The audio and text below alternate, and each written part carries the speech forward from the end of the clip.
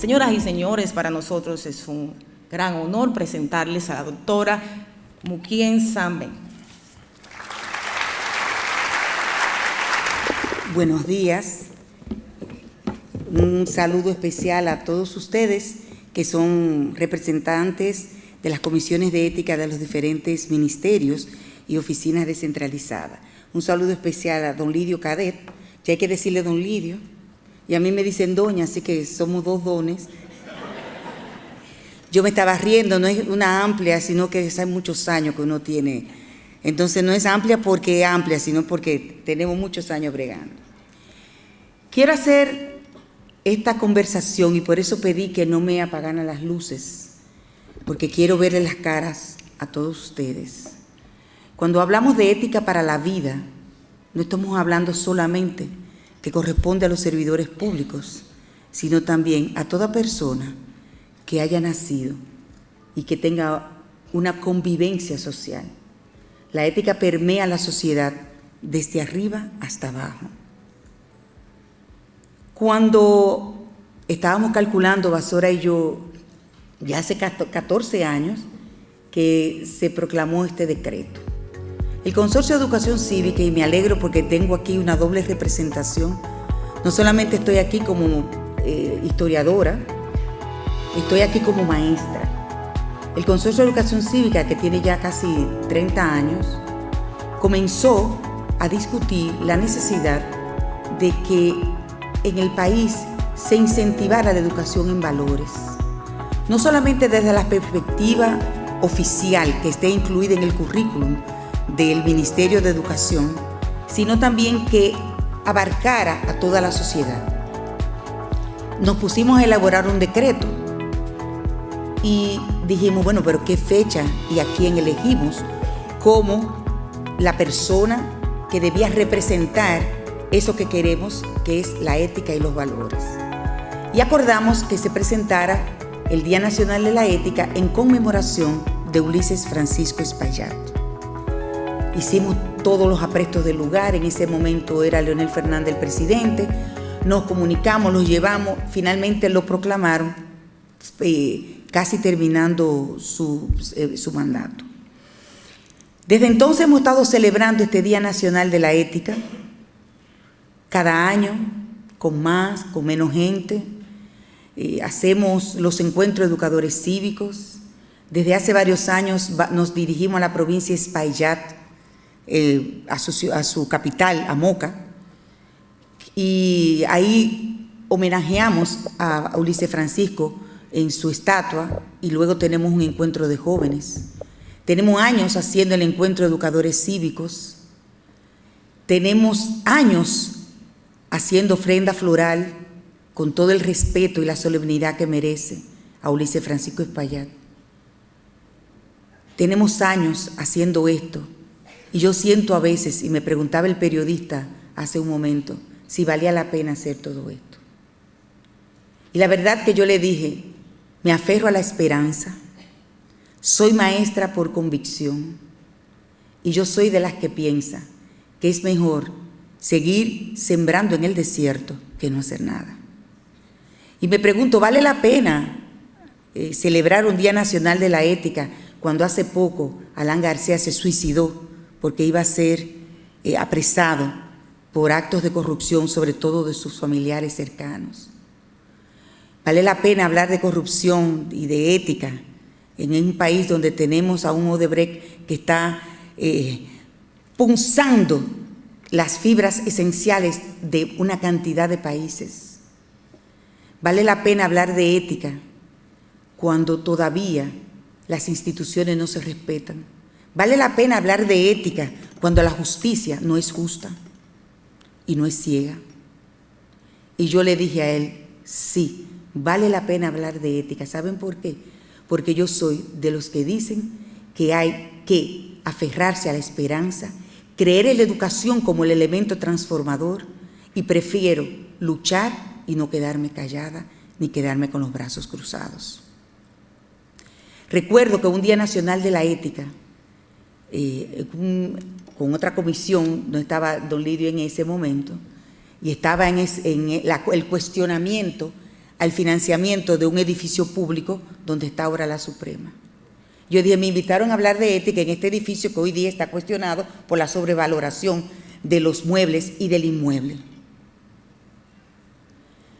Y esa es la ventaja de ser maestro, porque puedo decir lo que pienso.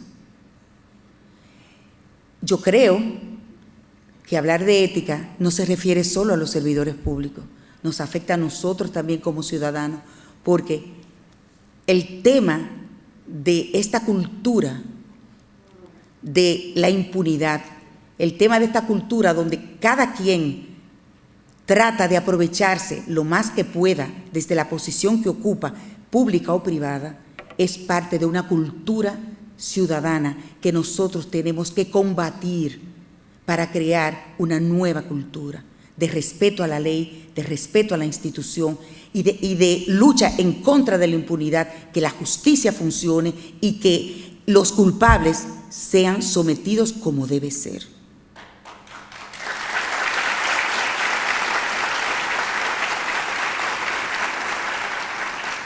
Ulises Francisco Espaillat era un boticario cuya farmacia todavía existe en la calle El Sol en Santiago. Yo soy santiaguera, yo nací en Santiago y desde niña veía los frascos bellísimos en porcelana que adornaban la farmacia normal. Tuve la suerte de que un amigo, Wenceslao Vega Guarí, me pidió que hiciera una biografía de Ulises Francisco Espaillat, que dicho sea de paso, le dije a Lidio que debería volverse a editar ese libro. No tengo ningún interés, lo editan y tienen mi autorización de publicarlo sin el interés económico. Ulises Francisco Espaillat es de esos personajes que yo culmino con el libro diciendo que era un Quijote humano. Hemos tenido muchos Quijotes humanos, gracias a Dios. Y gracias a esos Quijotes humanos, la humanidad ha podido crecer y ha podido caminar. Ulises Francisco Espaillat dejó su posición económica buenísima, porque en el siglo XIX era dueño de la farmacia más importante del Cibao y se dedicó a luchar en contra de la restauración. Ulises Francisco Espaillat, previo a tomar posesión, escribió muchos artículos en diferentes periódicos bajo el seudónimo de María, y no todo lo que él planteaba, como yo lo digo en el libro, yo estoy de acuerdo.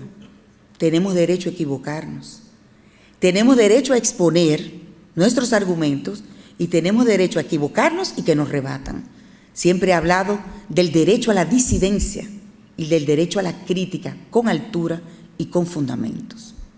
No la crítica de algunos que inventan cosas, críticas con fundamento. Ulises Francisco Espaillat tenía soluciones para todos los problemas nacionales, desde la economía, en el área de agricultura, desde la industria, de todo. Y hablaba en la necesidad de la convivencia. Nosotros le llamamos ahora concertación. Él le llamaba la concertación. Lo mismo, con palabras distintas.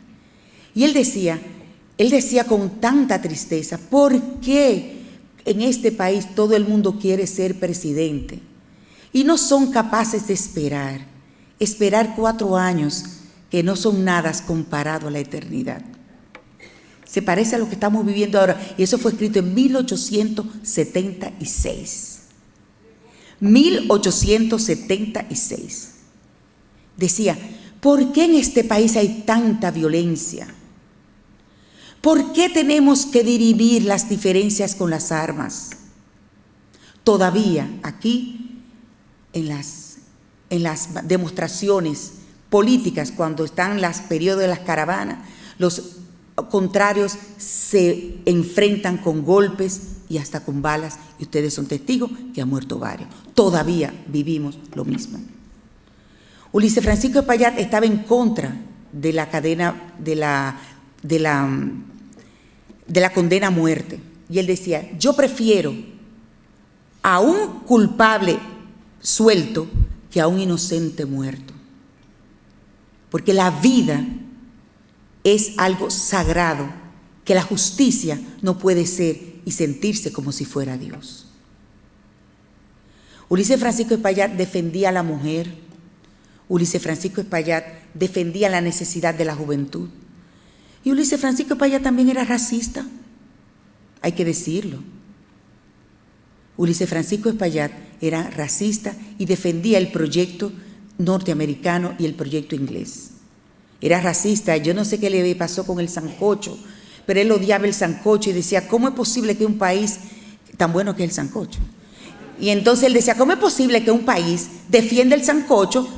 ¿Saben por qué? Porque en Inglaterra comen steak y aquí comemos sancocho. Y entonces por eso no progresamos. Ahí no estoy de acuerdo con él, pero bueno, esa era parte de su necesidad de enfrentarse. Espaillat vivió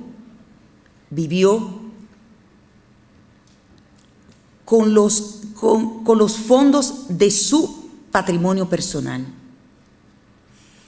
Espaillat fue un hombre que intentó, desde su posición como líder liberal, de hacer política sin mancharse económicamente.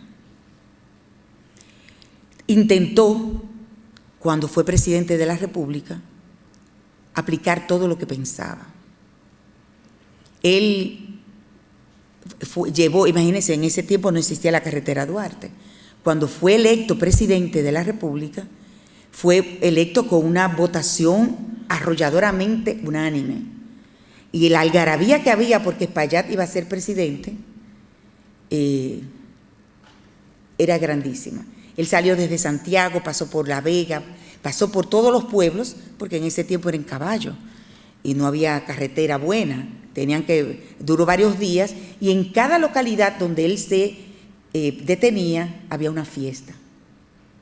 Y anunció varias cosas. Yo creo en la educación.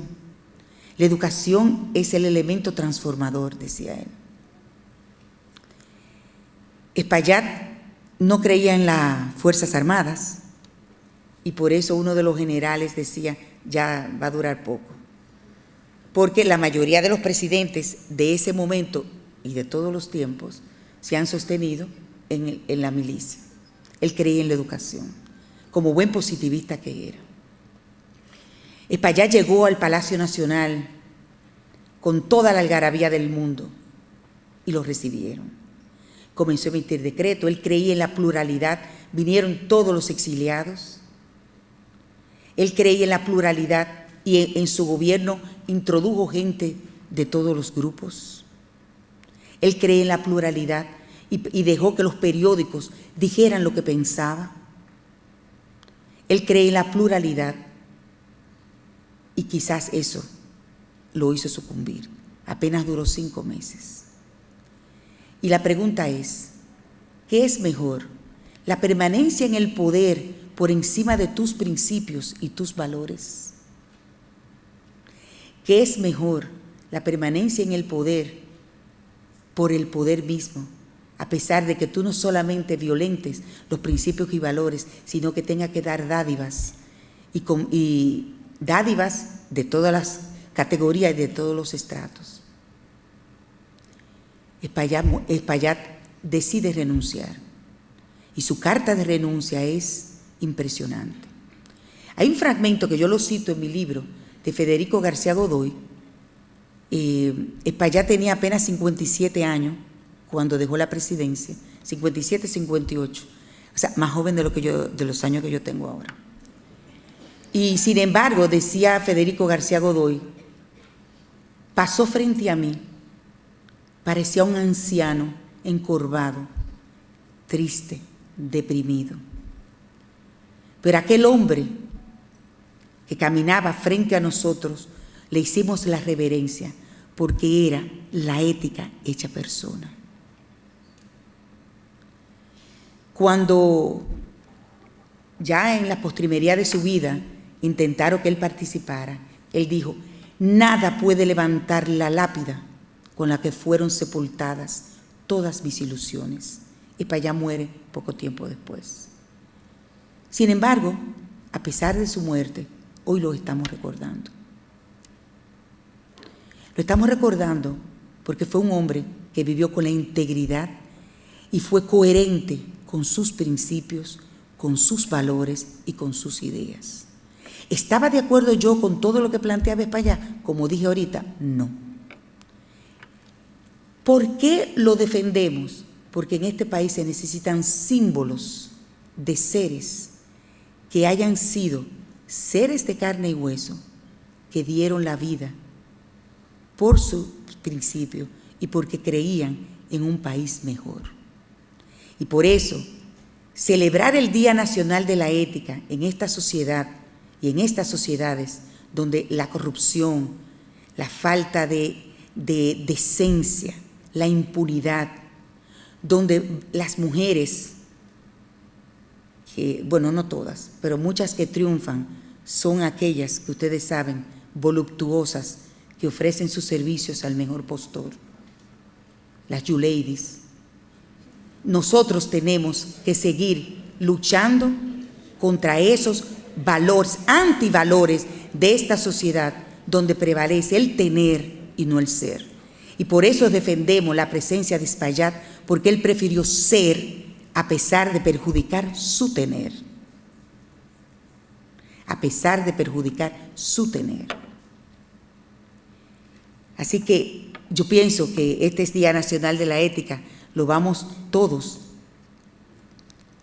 ojalá que sí sea, a defender y a luchar. No me importa ser una en el desierto, prefiero ser eso y no que me tilden de otra cosa. Yo quiero dividir esta exposición porque yo pienso que la ética tiene que ver con la vida. Yo podría decir muchísimas cosas, porque como historiadora que soy he hecho historia política, y podría decir que los programas de asistencia social comenzaron con Lilis, con una plantilla, que en ese tiempo no era electrónica sino a mano, con una tinta de esa que se untaban, y eran plantilleros que no eran más que serviles al dictador Lilis.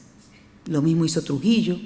Podría decir eso, pero eso lo podemos encontrar en la historia. Podría decir que Báez, Buenaventura Báez, fue un caudillo que no le salió mal la cosa, porque Báez fracasó en todos sus grandes proyectos fracasó, y al fracasar no pudo acumular riqueza, sino perder su propia riqueza. Podría decir de los que intentaron posteriormente a Lilis. Podría decir que Lilis modificó la Constitución a su antojo, y hay una cita que yo lo pongo en mi libro: para eso son diputados que yo los coloqué, para que digan, como dice Juan Antonio Alix, corroboro, corroboro. ¿Dónde te la hago? Eso. Gracias. Bien, quiero leerles algo que yo escribí hace unos años como maestra. Yo no sé, ya como 50 años casi siendo maestra. Yo comencé a los 13, cuando estaba en el colegio, a alfabetizar, y después estuve directora de una escuela primaria del colegio en el barrio Elegido en Santiago, y después he estado en las aulas todo el tiempo. Todavía sigo en la docencia. Y durante estos años de maestra o de ocupar funciones en el área educativa, he tenido muchas experiencias. Le contaba a mi amiga Amparo, que está aquí, que cuando la primera vez que me nombraron vicerrectora, viene una joven que yo le había dado 2 materias y me lleva una blusa preciosa, Oscar de la Renta, y yo, presumida como soy, con un lazo, la acepté y le brindo un café y siéntate aquí conmigo, feliz.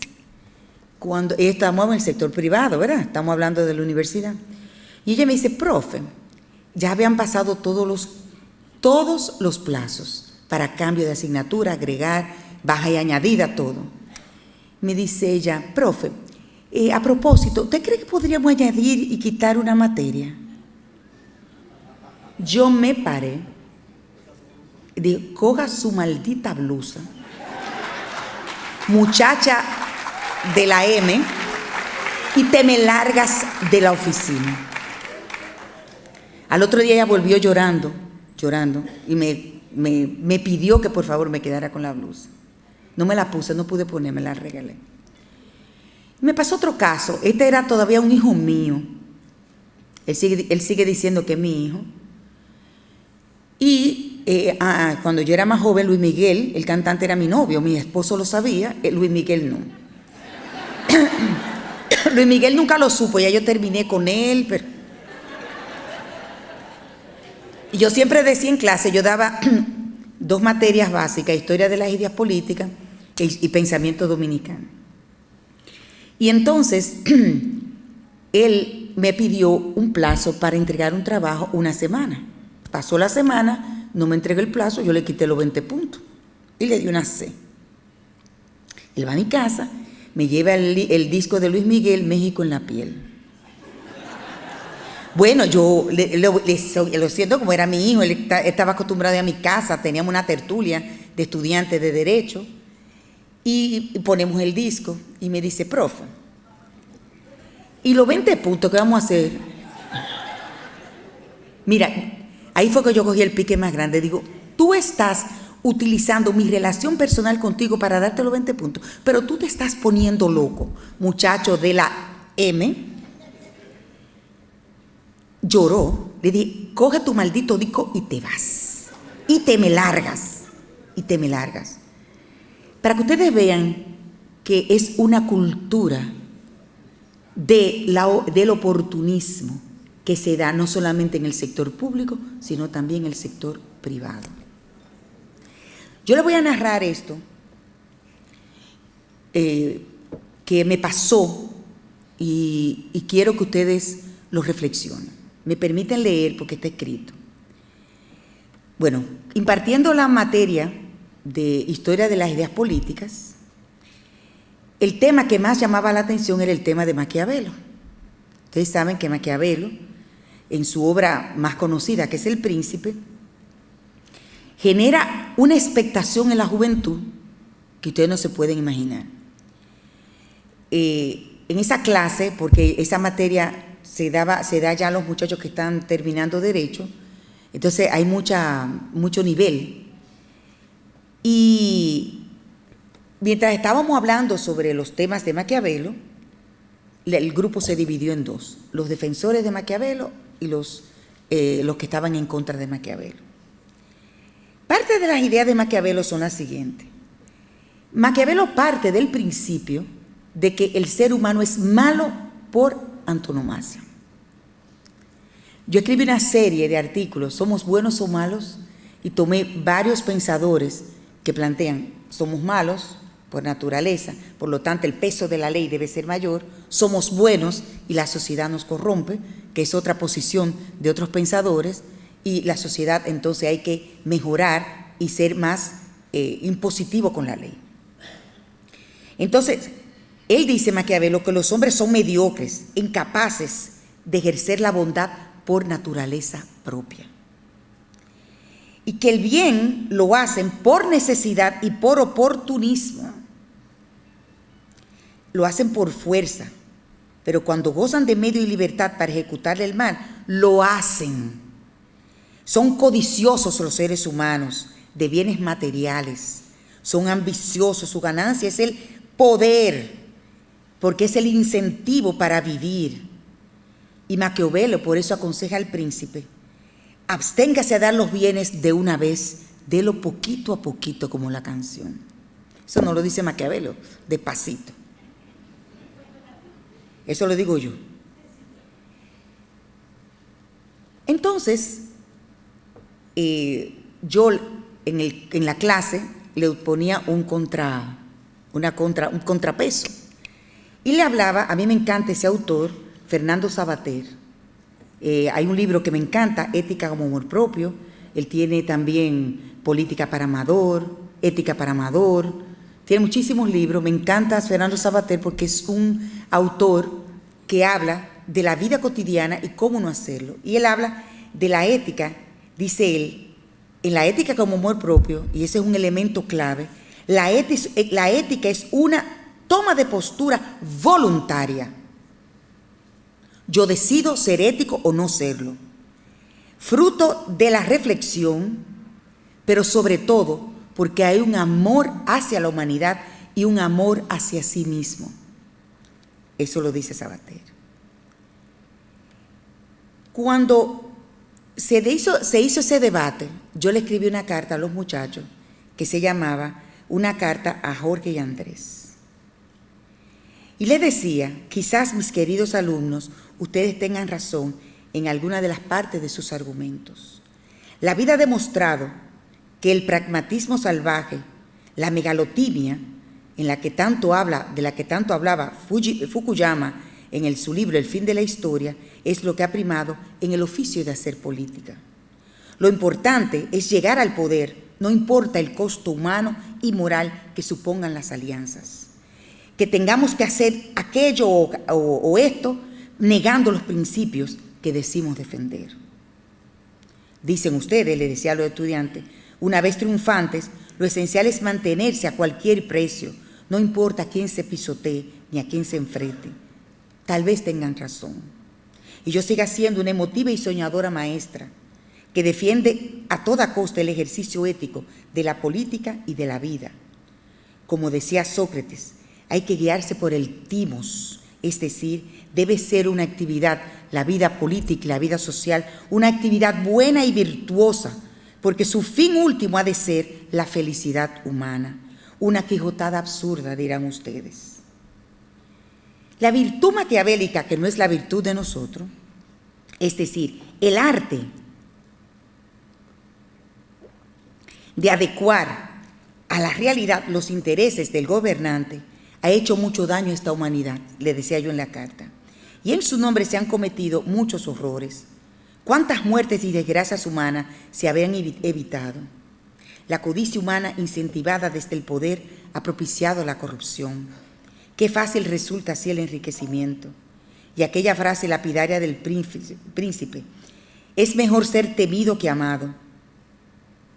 Y decía Maquiavelo, los hombres luchan más por la herencia que por el amor a sus padres.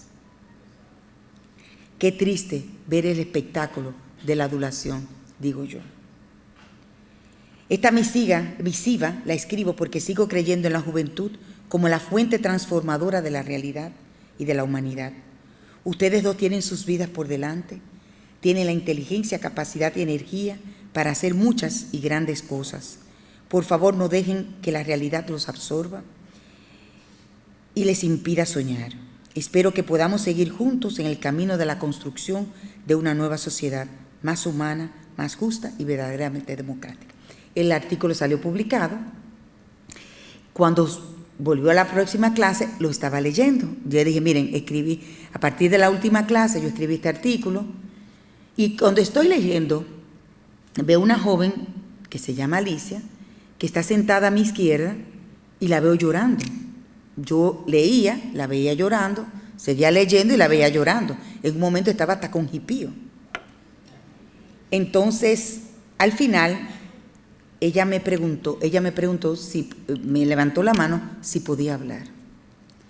Y entre sollozos decía que la carta a Jorge Andrés le había impactado porque ella había actuado y muy mal. Que no podía decir el daño que había causado en ese momento, porque era algo muy fresco, pero ella estaba consciente que había actuado mal por beneficio propio. Y que ella pedía perdón ante la vida por esa falta que había cometido, y que ella prometía ante el curso y ante esos testigos que ella iba a intentar que su vida fuera guiada por la ética. El curso entero se quedó callado, así como están ustedes. Yo no supe qué decir, solamente me acerqué a ella y la abracé. Y bueno, la clase terminó. Le hablé entonces la clase siguiente, le hablé, lo voy a hablar aquí, de lo que dice Fernando Requejo Coll. Yo le había dicho a ustedes ya con lo que dice Fernando Sabater en Ética como Amor Propio, que la ética es una decisión consciente. Entonces, bueno, días después, en Ágora, hace varios años, ya muchachos jóvenes, ya ella está casada, me abraza en encuesta y me abraza y me dice, profe, yo soy Alicia, porque después yo escribí un artículo que se llamaba Las lágrimas de Alicia. Yo soy Alicia y entonces la abracé, hablamos muchísimo, pero para que ustedes vean que la ética debe permear la vida privada, la vida pública. Requejo Cole es uno de los autores que más me gusta. Y él utilizó mucho los argumentos de Weber, el filósofo, sociólogo alemán, donde él hablaba de la ética de la convicción y la ética de la responsabilidad. Fíjense que Fernando Savater habla de la ética como amor propio, de la ética como una decisión consciente, y Requejo Cole habla, hay una responsabilidad, ética de la responsabilidad, por el simple hecho de usted ser humano y ciudadano, tiene una responsabilidad, pero tiene que estar acompañado de la ética de la convicción. Yo estoy convencida de que debo hacer el bien, tengo una responsabilidad para hacer el bien y tengo la decisión de hacer el bien. Son 3 elementos clave: decisión, convicción y responsabilidad. Son 3 elementos clave para la ética. Bien. Yo pienso que cuando hablamos de la ética, nosotros tenemos que pensar en la convicción. Y hay una historia que nuestra amiga del consorcio, Leonor Elmúdez, utiliza mucho en sus clases, que a mí me impactó, y ella se llama Pesca para la Vida. Cuentan que un papá y un hijo que andaba a pescar y había la prohibición del róbalo. Estaban pescando, el hijo, dice el muchacho, porque es el que cuenta la historia, pesca un róbalo inmenso, pero estaba la prohibición. Faltaban apenas 2 horas para que se prohibiera, se quitara la veda de la pesca del róbalo. Y el padre le dijo, lo tiras de nuevo al agua, porque está prohibido. Y el hijo le responde, papá, pero solamente quedan 2 horas, nadie nos está viendo. Le dijo, lo tiras de nuevo al agua. Y el joven cuenta eso, que eso le sirvió para su vida y para sus hijos.